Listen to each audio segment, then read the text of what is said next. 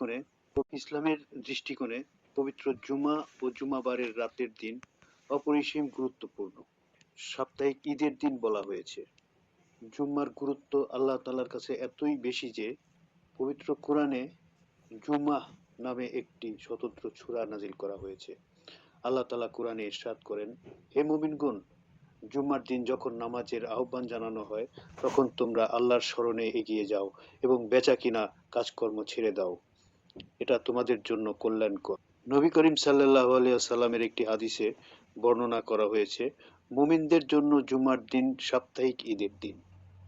আরেকটি হাদিসে নবী করিম সাল্লাল্লাহু আলাইহি ওয়াসাল্লাম ইরশাদ করেন, যে দিনগুলোতে সূর্য উদয় হয় ওই দিনগুলোর মধ্যে জুম্মার দিন সর্বোত্তম। ওই দিন হযরত আদম আলাইহিস সালামকে সৃষ্টি করা হয়েছে। ওই দিন তাকে জান্নাতে প্রবেশ করানো হয়েছে এবং ওই দিনই তাকে জান্নাত থেকে বের করে দেওয়া হয়, আর ওই দিনই কিয়ামত অনুষ্ঠিত হইবে। নবী করিম সাল্লাল্লাহু আলাইহি ওয়াসাল্লাম ইরশাদ করেন, জুম্মার দিন দোয়া কবুলের জন্য একটি সময় আছে।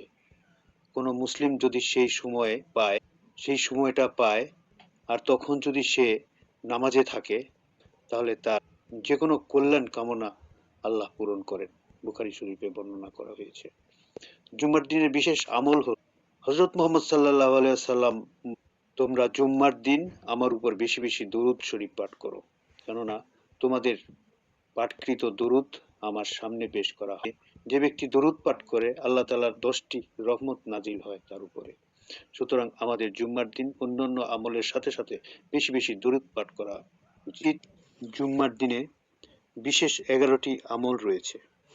তা হলো, আগে ঘুম থেকে ওঠা, বেশি বেশি দরুদ পাঠ করা, আগে মসজিদে আসা, ওই দিনে দোয়া অধিক পরিমাণ কবুল, কাতার ভেঙে সামনে যাওয়া, 6 নম্বর সূরা কাহাফ তেলাওয়াত করা, 7 নম্বর গোসল করা, 8 নম্বর সুগন্ধি ব্যবহার করা, 9 নম্বর হেঁটে মসজিদে যাওয়া, খুতবার সময় চুপ করে থাকা এবং তাহিয়াতুল মসজিদ 2 রাকাত নামাজ আদায় করা। আসুন আমরা সকলে জুম্মার দিনটাকে সঠিকভাবে কাজে লাগাই। আমরা আমাদের পরিবারের জন্য, আমাদের গ্রামবাসী, আত্মীয়-স্বজন, দেশবাসীর জন্য দোয়া কামনা করি। ইসলামের দৃষ্টিকোণে পবিত্র জুমা ও জুমাবারের রাতের দিন অপরিসীম গুরুত্বপূর্ণ।